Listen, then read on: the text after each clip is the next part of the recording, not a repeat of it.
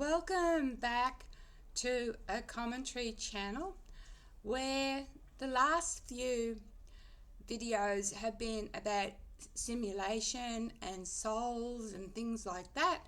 This channel is, as I said, a commentary channel, and I discuss anything and everything, trying to have a bit of fun sometimes with things. Sometimes the topics aren't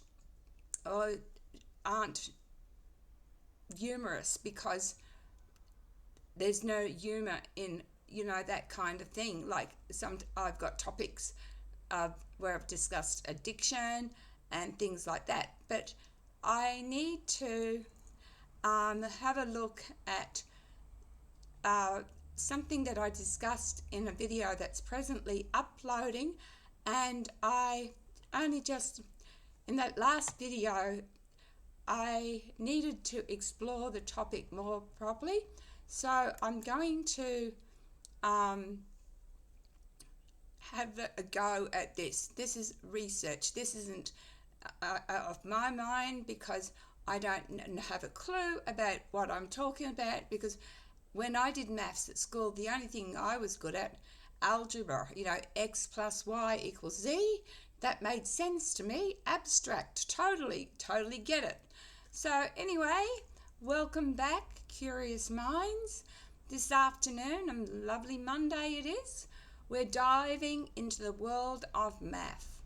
But don't panic. I promise it's going to be fun.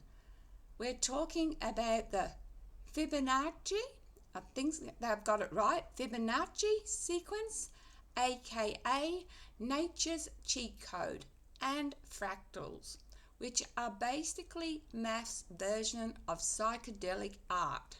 So buckle up, because things are about to get oddly symmetrical.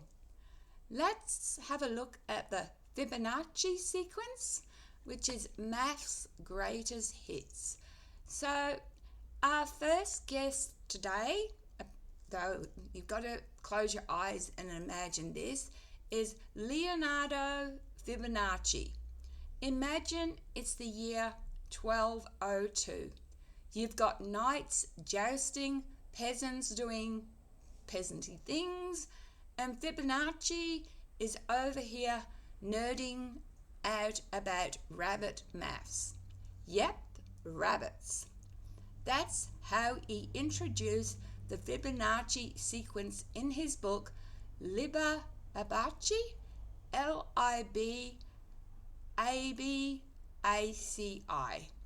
So what is it? Start with 0 and 1, and then add the last two numbers to get the next one. 0, 1, 1, 2, 3, 5, 8, 13, and so on.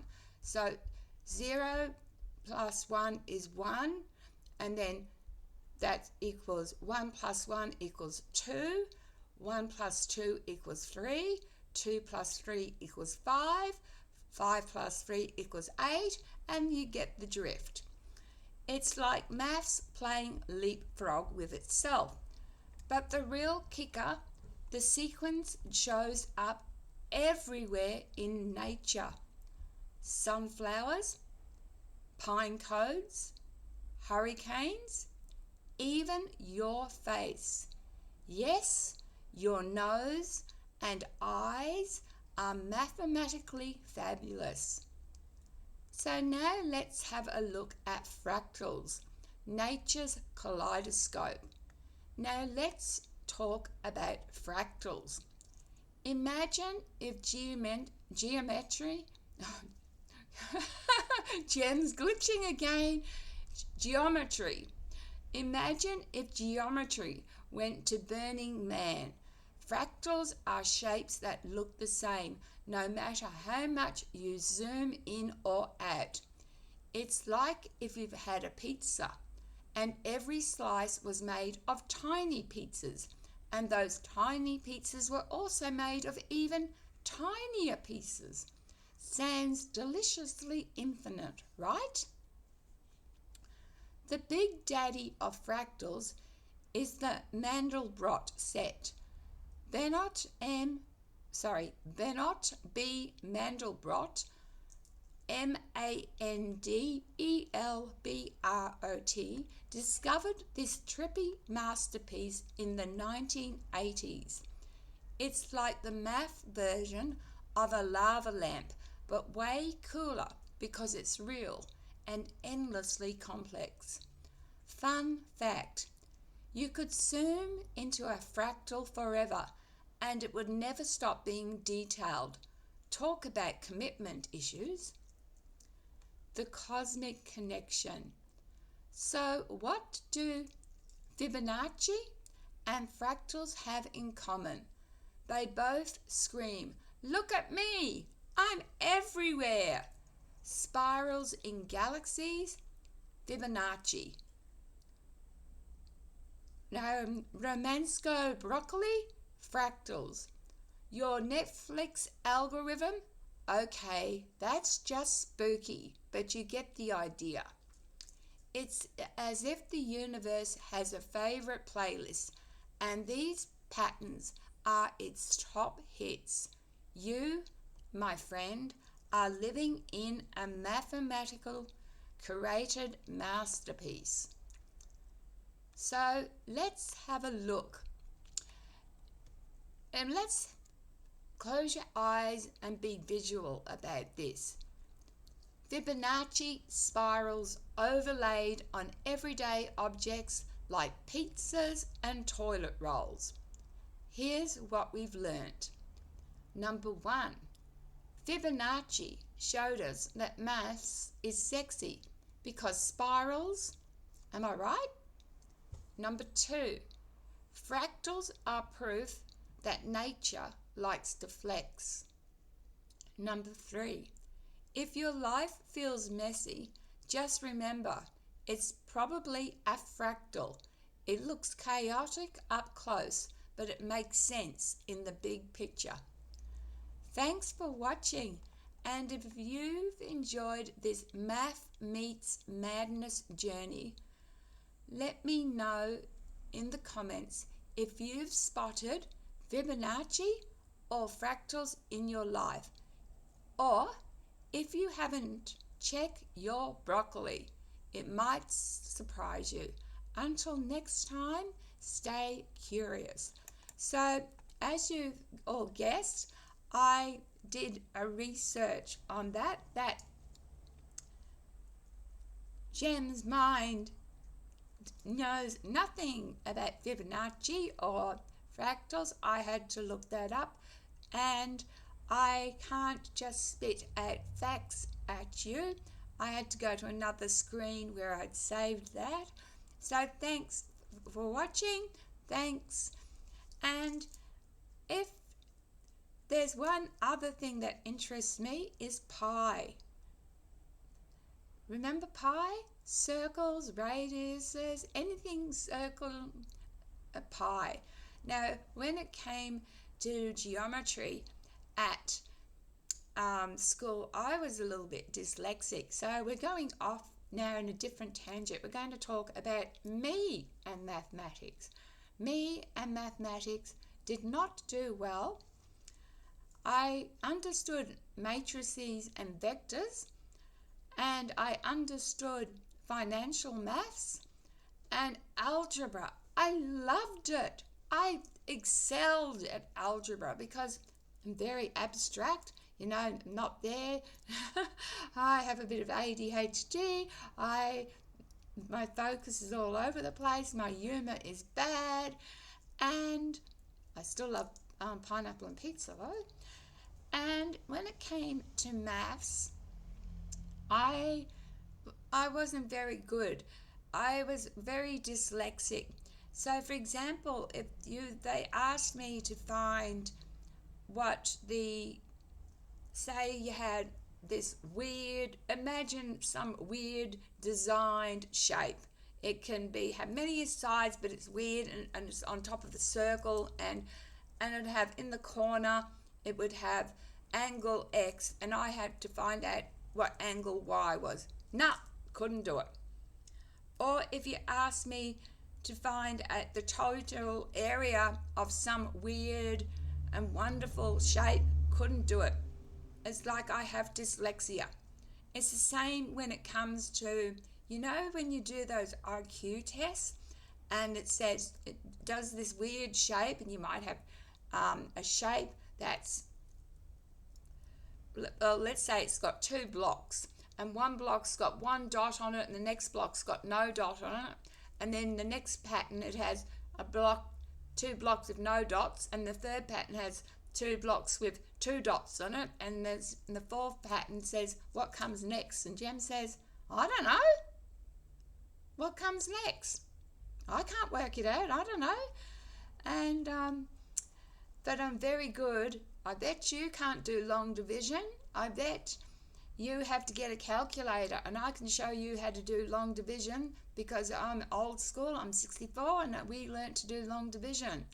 So I can do long division, and I can do fractions, and I can do decimal points and things like that. But you get into asking weird shapes and areas of weird shapes and angles and geometry and stuff like that, leave me out. Can't do it. So if you were a nerd at school and did do mathematics and was good at everything, and when I said I was good at matrices and vectors, that took quite a while. I didn't get it at first. It took me months, and then suddenly it clicked. It was like physics. I sat my physics exam, and the question, I can clearly remember it. It was, they like to be descriptive, don't they, in exams? And I'm sitting in grade 11 doing a physics exam, and the exam went like this. You know those ships that have planes on them? They were saying there's a ship going X knots, and the plane is coming in to land, and the wind's blowing X direction. What's the speed? Lost me. No idea. So I failed at physics. When I went to school, we were numbered from 1 to 7, with 7 being the highest you could get. 6 was pretty good. 5 was still good. 4 was a pass. 3 was neither fail nor pass, just acceptable. And first time I did physics, I got a 3, and then I got a 2. And I think I got a 2 for just turning up, because we do physics tests, and we even blew up a voltmeter. Don't ask me, it's just me. I was the class clown. Anything goes wrong, things go wrong. Yet, I go to university, and at the time I was under the influence. Not that I am telling you or promoting drugs at all. It just shows you that I have ADHD. I did a 3rd year level at uni, Einstein's theory of relativity. And I didn't understand it. We did an assignment, didn't have a clue what I was talking about, and I got a credit. And the lecturer said to me, Jem, if you do this, this and this, and do it again, you can get a higher mark. And I thought, no way, credit's good enough. I'm happy with a credit. Sat the exam, and I must have got a high distinction on the exam, because overall I ended up with a distinction. And you know what? I sat down with this penguin book, Einstein's Theory of Relativity, and I read it in 4 days, and suddenly it all made sense. Time travel and everything, it all made sense. But if you were a nerd at school and good at maths, let me know in the comments, and let me know, and sorry for mispronunciation, I didn't study this stuff. I have seen fractals in beautiful colours.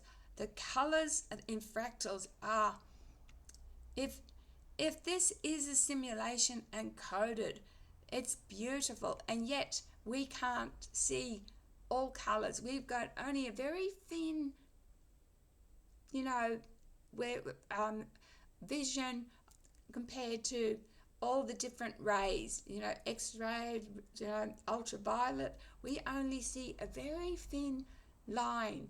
Wouldn't it be wonderful to see? Could you imagine the colours? And I'm off topic. Thanks for watching. Love, light and blessings, and sorry for the bad humour. I'm just trying to make things, spice them up. Be kind to one another, please, and live life to the fullest, because there's only one avatar, there's only one gem avatar. And thanks again for watching. Love, light and blessings. Gem done.